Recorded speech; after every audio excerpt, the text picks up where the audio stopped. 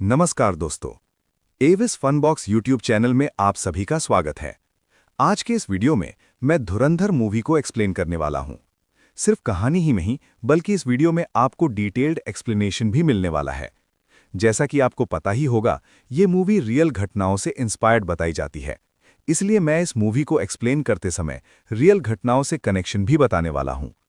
इस मूवी में एक ऐसे अंडरकवर एजेंट की कहानी दिखाई गई है जिसने हमारे देश को बचाने के लिए पाकिस्तान के क्रिमिनल गैंग्स और आतंकवादी संगठनों के बीच जाकर काम किया था। तो दोस्तों, वीडियो को अंत तक जरूर देखिए, क्योंकि मैं इस मूवी को पूरी तरह डिटेल में ब्रेक डाउन करने वाला हूं। इस वीडियो में सिर्फ मूवी की कहानी ही नहीं, बल्कि काफी सारी महत्वपूर्ण जानकारी भी मिलने वाली है। कुछ लोग कहते हैं कि ये पूरी तरह रियल स्टोरी है, तो कुछ लोग इसे काल्पनिक कहानी बताते हैं, और कुछ लोग तो कहते हैं कि पूरी मूवी ही काल्पनिक है। तो चलिए देखते हैं, क्या सच है और क्या काल्पनिक। दोस्तों, ये इस मूवी एक्सप्लेन का पहला वीडियो है। मैं इस मूवी को 2 पार्ट्स में एक्सप्लेन करने वाला हूं, क्योंकि ये मूवी करीब 3.5 घंटे लंबी है और इसमें बताने के लिए बहुत कुछ है। वीडियो में आगे बढ़ने से पहले अगर आपने अभी तक चैनल को सब्सक्राइब नहीं किया है तो जरूर सब्सक्राइब करें और नोटिफिकेशन बेल आइकन ऑन कर लें। मूवी की शुरुआत में भगवद गीता के दूसरे अध्याय के 37वें श्लोक को दिखाया जाता है, जिसमें श्री कृष्ण अर्जुन से कहते हैं, अगर युद्ध में मृत्यु हो जाए तो स्वर्ग प्राप्त होगा, और यदि युद्ध जीत जाओ तो पृथ्वी पर राज्य करोगे। इसलिए उठो और दृढ़ निश्चय के साथ युद्ध करो। दोस्तों, ये श्लोक क्यों दिखाया गया है, ये आपको आगे मूवी देखते समय समझ में आ जाएगा। अब कहानी हमें ले जाती है 30 दिसंबर 1999 में। अफगानिस्तान के कंधार एयरपोर्ट पर लैंड हुई इंडियन एयरलाइंस फ्लाइट के सामने भारत के इंटेलिजेंस ब्यूरो के डायरेक्टर अजय सन्याल खड़े हैं। थोड़ी देर बाद भारत के विदेश मंत्री देवव्रत कपूर भी वहां पहुंचते हैं। अब सवाल उठता है, यहां आखिर हो क्या रहा है? इसे समझने के लिए हमें थोड़ा पीछे जाना होगा। 24 दिसंबर 1999 इंडियन एयरलाइंस की फ्लाइट IC-814 नेपाल के काठमांडू से दिल्ली के लिए उड़ान भरती है। लेकिन टेक ऑफ के लगभग 40 मिनट बाद हरकतुल मुजाहिदीन संगठन से जुड़े 5 आतंकवादी फ्लाइट को अपने कब्जे में ले लेते हैं। इसके बाद फ्लाइट अमृतसर में रिफ्यूलिंग के लिए उतरती है।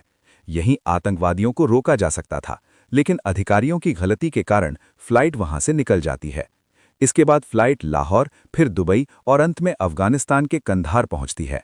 दुबई में 27 महिलाओं और बच्चों को छोड़ दिया जाता है, लेकिन साथ में एक 25 साल के युवक की लाश भी दी जाती है, जिसे आतंकवादियों ने बेहद बेरहमी से मार दिया था। आखिरकार फ्लाइट को तालिबान के नियंत्रण वाले कंधार एयरपोर्ट पर उतारा जाता है। आतंकवादी मांग करते हैं भारत की जेलों में बंद 36 आतंकवादियों की रिहाई और 860 करोड़ रुपए। भारत सरकार उस समय के प्रधानमंत्री अटल बिहारी वाजपेयी और अन्य मंत्रियों के साथ लगातार मीटिंग करती है, लेकिन किसी भी देश से उन्हें कोई खास मदद नहीं मिलती। आखिरकार 36 की जगह 3 आतंकवादियों को छोड़ने का फैसला किया जाता है, ताकि फ्लाइट में मौजूद 155 यात्रियों की जान बचाई जा सके। विदेश मंत्री जसवंत सिंह और इंटेलिजेंस अधिकारी अजीत डोभाल फ्लाइट के पास पहुंचते हैं। मूवी में उनके नाम बदलकर देवव्रत कपूर और अजय सन्याल रखा गया है।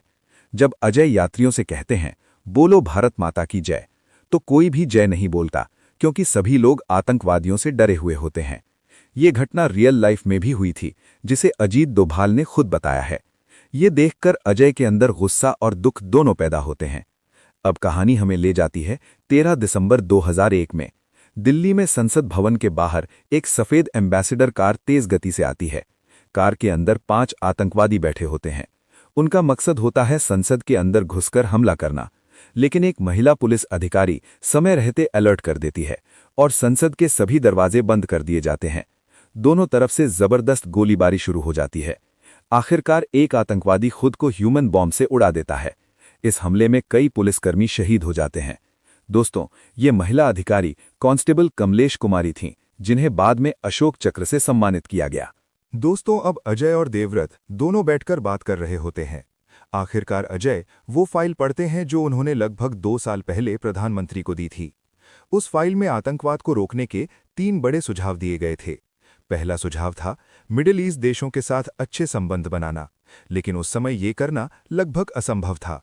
दूसरा सुझाव था पाकिस्तान को आर्थिक रूप से कमजोर करना, लेकिन इसमें भी एक बड़ी समस्या थी, क्योंकि उस समय अमेरिका का समर्थन पाकिस्तान को मिल रहा था। लेकिन तीसरा सुझाव प्रधानमंत्री को बहुत पसंद आया, और यही था ऑपरेशन धुरंधर। धुरंधर का मतलब होता है एक ऐसा व्यक्ति जो वफादार, भरोसेमंद और बहुत ताकतवर हो। इस ऑपरेशन में एक ऐसे व्यक्ति को पाकिस्तान के अंडरवर्ल्ड और आतंकवादी संगठनों में भेजा जाना था जो वहां अंडरकवर एजेंट बनकर काम करे और अंदर की सारी जानकारी भारत तक पहुंचाए। इसका मकसद था पाकिस्तान के खिलाफ ऐसी रणनीति बनाना कि उनके मन में भारत का नाम सुनते ही डर पैदा हो जाए। और इसी तरह ऑपरेशन धुरंधर शुरू होता है। अब कहानी हमें 2004 में ले जाती है। हम देखते हैं कि अफगानिस्तान से पाकिस्तान की ओर एक अंडरकवर एजेंट आ रहा है जिसका नाम है हंजा अली मज़ारी। लेकिन दोस्तों, ये उसका असली नाम नहीं है। उसका असली नाम क्या है, ये हमें फिल्म के आखिर में पता चलता है। जब हंजा अफगानिस्तान पाकिस्तान बॉर्डर पर पहुंचता है तो वो अपने दस्तावेजों के अंदर पैसे रखकर अधिकारियों को दे देता है। पैसे देखते ही अधिकारी उसका चेहरा तक नहीं देखते और उसे आसानी से पाकिस्तान में एंट्री दे देते हैं। पाकिस्तान में एंट्री करते ही हंजा कराची जाने के लिए बस पकड़ता है। कराची पहुंचकर वो लियारी टाउन के बाहर उतरता है। ये जगह बहुत खतरनाक होती है, जहां कई बड़े क्रिमिनल गैंग सक्रिय रहते हैं। इनमें सबसे बड़े नाम हैं अरशद पप्पू, बाबू डकैत, रहमान डकैत। ये सभी बलोच समुदाय से जुड़े हुए हैं। लियारी में हंजा आलम जूस सेंटर पर जाता है। असल में आलम भी भारत का अंडरकवर एजेंट होता है, जो हंजा से कई साल पहले यहां आ चुका था। लेकिन शुरुआत में आलम को ये नहीं पता होता कि हंजा भी एक एजेंट है। अगर वो जल्दबाजी करता तो दोनों की जान खतरे में पड़ सकती थी। इसलिए दोनों बहुत सावधानी से व्यवहार करते हैं। एक दिन कुछ गुंडे हंजा को परेशान करने लगते हैं। हंजा गुस्से में उनसे लड़ पड़ता है, लेकिन पीछे से किसी ने लोहे की रॉड से उसके सिर पर वार कर दिया और वो बेहोश हो जाता है। सुबह होने पर आलम उसे खाना देता है और उसका नाम पूछता है। जैसे ही हंजा अपना नाम बताता है, आलम समझ जाता है कि यही वो अंडरकवर एजेंट है जिसका उसे इंतजार था। इसके बाद आलम उसे अपने जूस सेंटर में काम दे देता है। इस तरह 1 साल बीत जाता है और हंजा धीरे धीरे वहां की दुनिया को समझने लगता है। दोस्तों, हंजा को पता होता है कि अगर उसे आगे बढ़ना है तो उसे रहमान डकैत की गैंग में शामिल होना ही पड़ेगा। लेकिन सीधे जाकर गैंग में शामिल होना आसान नहीं था। इसलिए उसे कुछ ऐसा करना था जिससे रहमान का ध्यान उसकी तरफ जाए। तभी उसे पता चलता है कि नईम के बेटे पर हमला होने वाला है। ये जानकारी एक और अंडरकवर एजेंट रिजवान देता है। रिजवान बताता है, अगर हमले के समय हंजा नईम की जान बचा ले तो रहमान जरूर उससे प्रभावित होगा। हालांकि इसमें बहुत बड़ा खतरा था, क्योंकि गोलियां किसी भी तरफ से आ सकती थीं। लेकिन फिर भी हंजा ये जोखिम उठाने का फैसला करता है। अगले दिन एक शादी के रिसेप्शन में हंजा और आलम स्टॉल लगाते हैं। कुछ देर बाद नईम और उसका छोटा भाई फैसल वहां पहुंचते हैं। उसी समय बाबू डकैत के लोग हथियार लेकर वहां पहुंच जाते हैं और अचानक फायरिंग शुरू कर देते हैं। हंजा तुरंत फैसल को पकड़कर टेबल के पीछे छिपा देता है। दोनों तरफ से गोलियां चलती रहती हैं। आखिरकार नईम को कई गोलियां लग जाती हैं, लेकिन हंजा फैसल की जान बचा लेता है और इसी घटना से रहमान डकैत हंजा से प्रभावित हो जाता है। रहमान के लोग हंजा को इनाम के तौर पर पैसे देना चाहते हैं, लेकिन हंजा पैसे लेने से मना कर देता है और कहता है, मैंने ये काम पैसे के लिए नहीं बल्कि बलोच लोगों की मदद के लिए किया है। ये सुनकर रहमान उससे बहुत प्रभावित हो जाता है और उसे अपनी गैंग में शामिल कर लेता है। उसे एक गन भी दी जाती है। यहीं से हंजा का असली मिशन शुरू होता है।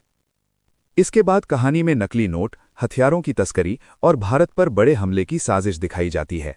हंजा को पता चलता है कि 3 अक्टूबर को भारत पर बड़ा हमला होने वाला है। वो तुरंत ये जानकारी भारत की इंटेलिजेंस टीम तक पहुंचाने की कोशिश करता है। दोस्तों, इसी दौरान पाकिस्तान अवामी पार्टी से जुड़े नेता जमील जमाली नंगे पैर दौड़ते हुए आते हैं। वो कहते हैं कि जैसे ही जहर की खबर मिली, बिना चप्पल पहने ही भागकर यहां आ गया और सीधे नईम की लाश देखने पहुंच जाता है। पीछे से आई रहमान डकैत की पत्नी रहमान को थप्पड़ मारते हुए रोने लगती है और कहती है कि नईम की मौत का जिम्मेदार वही है। लेकिन रहमान उसे शांत कराने की कोशिश करता है। सब कुछ शांत होने के बाद जमील जमाली जल्दी जल्दी आए थे, लेकिन अब कार में बैठकर आराम से जूते पहनते हुए दिखाई देते हैं। ये देखकर हंसा को समझ आ जाता है कि ये आदमी उससे भी बड़ा अभिनेता है। जमील हुसैर से कहता है कि जब तक स्टेट इलेक्शन नहीं हो जाते कोई झगड़ा मत करना। एक बार तुम्हारे सपोर्ट से मैं चुनाव जीत गया, उसके बाद तुम जो भी करोगे मैं तुम्हारा साथ दूंगा। अगले दिन नईम का अंतिम संस्कार होता है। वहीं उसैर हंसा को अपने असली काम के बारे में बताता है। उनका मुख्य बिजनेस क्या है? नकली हथियार बनाना और उन्हें लाहौर, आज़ाद कश्मीर ही नहीं बल्कि अफ्रीका तक भेजना।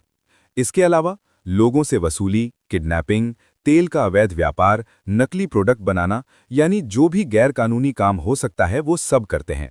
लेकिन इसी काले पैसे से उन्होंने स्कूल, कॉलेज और हॉस्पिटल भी बनवाए हैं।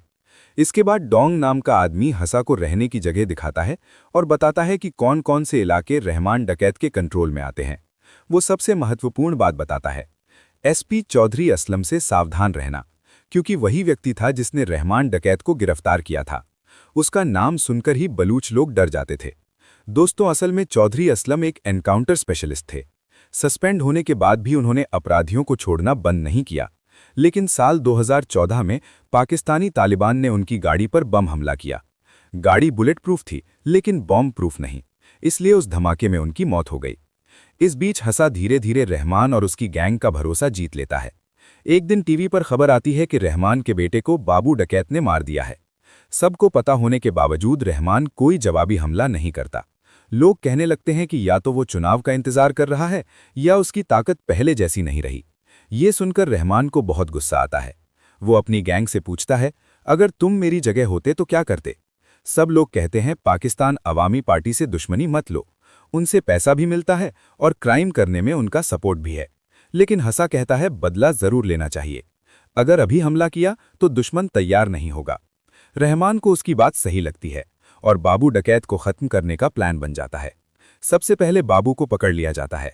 उसके घर में गैस सिलेंडर ब्लास्ट कराया जाता है, जिससे पुलिस वहां पहुंच जाए। फिर एक एक करके उसके लोगों को बेहद खौफनाक तरीके से मारा जाता है। आखिरकार बाबू डकैत एक ऑटो में भाग रहा होता है। तभी हसा की कार उस ऑटो को टक्कर मार देती है। ऑटो पलट जाता है और बाबू दूर जाकर गिरता है। रहमान उसे पकड़कर कहता है, तुमने मेरे बेटे को मारा, अब मैं तुम्हें जिंदा नहीं छोड़ूंगा, और गुस्से में उसका सिर कुचलकर उसे मार देता है। इसके बाद रहमान घोषणा करता है, अब पूरे लियारी इलाके पर सिर्फ बलूच का राज होगा। इसके बाद साल 2007 में कहानी आगे बढ़ती है।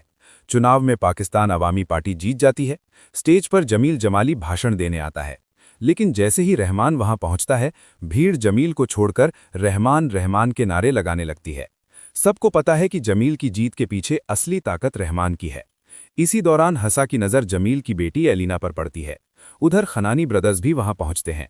इनमें से एक का नाम जावेद और दूसरे का अल्ताफ है। ये दोनों चुनाव में बहुत पैसा लगा चुके थे। वे रहमान को सलाह देते हैं कि राजनीति में आ जाओ, क्योंकि जनता का समर्थन तुम्हारे साथ है। इसके बाद हसा को पता चलता है कि खनानी ब्रदर्स नकली भारतीय नोट छापते हैं। उनके पास 100 और 500 के असली प्लेट्स हैं। नकली नोट ऐसे भेजे जाते थे, कराची से समुद्र के रास्ते, कतर, फिर कार्गो प्लेन से नेपाल, नेपाल से उत्तर प्रदेश। वहां असली नोट के साथ नकली नोट मिलाकर बाजार में फैला दिए जाते थे।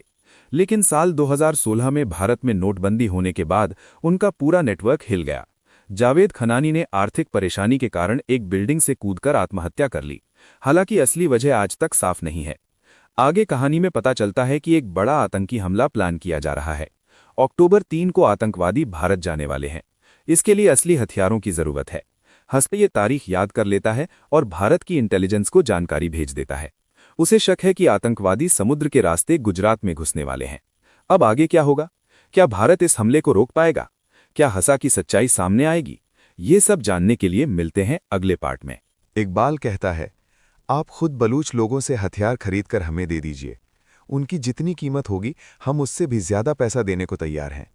हम सीधे उनसे हथियार नहीं मांग सकते, क्योंकि वे हमारे ही खिलाफ लड़ रहे हैं। इतना ही नहीं, इकबाल ने बहुत सारी बलूच लोगों को मारा था। ये बात रहमान को भी अच्छी तरह पता थी।